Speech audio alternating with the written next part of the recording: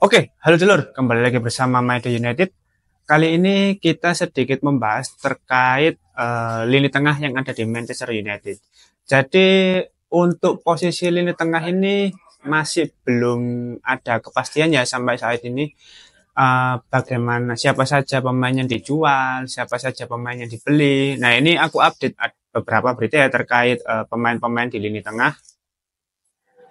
Ini aku kutip dari Fabrizio Romano, berita soal Sofyan Amrabat ya teman-teman. Dia mengatakan bahwa Manchester United telah memberitahu Fiorentina bahwa mereka tidak akan memicu klausul opsi pembelian 20 juta euro untuk Sofyan Amrabat. United tetap tertarik pada Amrabat dan bersedia mendiskusikan kondisi lain karena Erik ten Hag menyukainya. Oke, sebagaimana yang kita tahu, untuk Sofyan Amrabat ini kan salah satu pemain pinjaman Manchester United ya dari Fiorentina musim lalu, karena pada waktu itu kondisi lini tengah benar-benar tidak stabil, terkena badai cedera dan mengikuti banyak kompetisi. Tapi ketika dipinjamkan, Sofyan Amrabat masih belum bisa menunjukkan performa terbaiknya, bahkan sempat dijadikan posisi back kiri kalau aku tidak salah ya di posisi back kiri pada waktu itu karena Luke Shaw dan Tyrell Malaysia tidak bisa bermain. Lalu sempat cedera juga Sofyan Amrabat dan baru menunjukkan peningkatan performa di akhir musim. Bahkan puncaknya ketika melawan Manchester City di FA Cup. Setelah musim kemarin selesai, nah ini kan ada opsi pembelian 20 juta euro, tapi dengan hasil seperti itu, nampaknya Manchester United belum menginginkan pembelian permanen untuk Sofyan Amrabat. Tapi, nah ini ada tapinya ini, karena mungkin dirasa 20 juta euro itu terlalu mahal dengan performa Sofyan Amrabat, mungkin ada opsi perpinjaman lagi, loan, atau dia bisa diambil ketika sudah menjadi free agent atau sudah habis kontraknya dengan Fiorentina. Nah, kita tidak tahu juga ya karena untuk yang sekarang ini sepertinya manajemen MU ini tidak mau spend uang banyak-banyak untuk pemain yang tidak benar-benar bisa dijadikan opsi jangka panjang seperti itu. Apalagi kalau harganya lebih mahal dan tidak sebanding dengan kualitasnya. Jadi ya nanti kita tunggu aja karena Sofyan Amrabat ini menurutku lebih cocok sebagai backup sih di lini tengah. Kalau misalkan untuk pilihan utama kayaknya enggak karena dia ini tipikal yang apa ya gelandang bertahan terus cocok untuk permainan yang reaktif ya. Jadi dia ini bisa memotong jalur aliran bola dari lawan dan lalu langsung melakukan counter attack seperti itu. Nah tapi nanti kita lihat dulu ya kalau jadinya tidak dipermanenkan atau nanti ada opsi peminjaman lagi ya kita tunggu nanti. Kalau menurutku sih mending pinjam lagi aja ya sampai kontraknya habis. Baru kalau sudah jadi free agent kita sikat. Yang penting kan dia main di MU karena kan bilangnya dia suka bermain di Manchester United ya. Tapi entahlah. Lalu kalau untuk kabar penjualan Casemiro, McTominay itu masih belum ada info lebih lanjut sih. Nah selanjutnya untuk pembelian pemain di posisi lini tengah ini yang menurutku menarik ya. Ada beberapa nama yang dikaitkan dengan Manchester United akhir-akhir ini. Nah ini ada lagi yang terbaru, oke? Manchester United sedang mempersiapkan tawaran sekitar 17 pound sterling untuk gelandang Palmeiras Richard Rios. United telah melakukan kontak untuk memberi sinyal bahwa mereka akan mengajukan tawaran. Nah, ini ada nama baru lagi nih yang dikaitkan dengan Manchester United.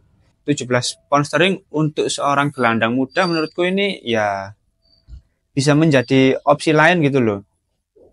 Mengingat usianya yang masih 24 tahun. Sedangkan Richard Rios ini seorang yang bisa memaksimalkan dua kaki ya, kaki kiri maupun kaki kanan.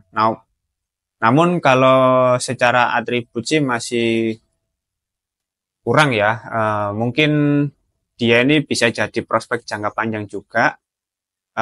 Mengingat untuk saat ini beberapa pemain Manchester United ini diisi dengan pemain-pemain muda sebagai bentuk regenerasi. Oleh karena itu, ini bisa menjadi opsi alternatif untuk lini tengah Manchester United. Lalu selain Richard Rios, kemarin juga sudah dikaitkan dengan Martin Zubimendi, yang mana menurutku ini bisa menjadi pilihan yang lebih bagus ya untuk Manchester United ketika Manuel Ugarte mengalami kebuntuan atau tidak menemukan kesepakatan dalam merekrut. Karena Martin Zubimendi ini juga secara jam terbang cukup bagus, area yang di cover hampir seluruh lapangan, usianya juga masih muda sekitar 25 tahun, cocok untuk dijadikan prospek jangka panjang, masih oke lah kalau dikontrak 5 tahun, 4 tahun gitu. Jadi ya menurutku dengan kondisi seperti ini MU bisa memiliki banyak pilihan ya, tergantung nanti harga yang didapat dan potensi pemainnya ini seperti apa. Lalu yang terakhir ada Adrien Rabiot juga. Ini kan kondisinya berbeda ya. Dia ini untuk saat ini seorang free agent. Jadi dia sudah habis kontraknya di Juventus dan dia enggan untuk memperpanjang kontrak. Dan kabarnya dia tertarik untuk bermain di Manchester United.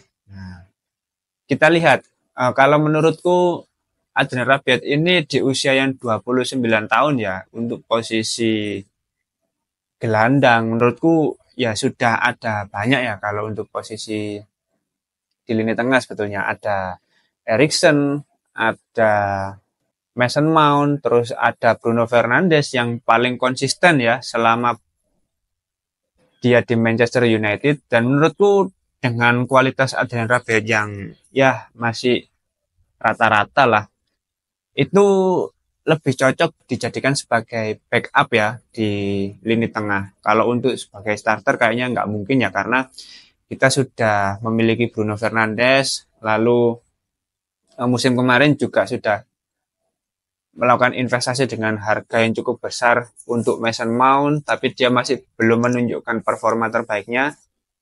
Tapi di 2 pramusim kemarin lumayanlah Mason Mount masih memberikan kontribusi dalam satu pertandingan. Jadi ya menurutku Adrien Rabiot ini bisa sebagai backup dan dia free agent juga ya. Jadi kita tidak perlu spend uang terlalu banyak untuk membeli pemain tersebut. Lalu untuk pembelian Manuel Ugarte ataupun Martin Zubimendi, bahkan Richard Rios, nah ini yang masih belum ada kepastian. Kita tinggal menunggu update selanjutnya. Kita masih menunggu proses negosiasi antara manajemen dengan pihak klub ini seperti apa, karena siapapun yang dibeli ini nanti yang akan berpengaruh dalam posisi lini tengah di Manchester United ya. Tentunya terkait skema yang akan diterapkan oleh Erik ten Hag, karena di pertandingan kemarin tampaknya Erik ten Hag sudah mulai bisa menemukan formula untuk pemain dengan formasi proaktif ya.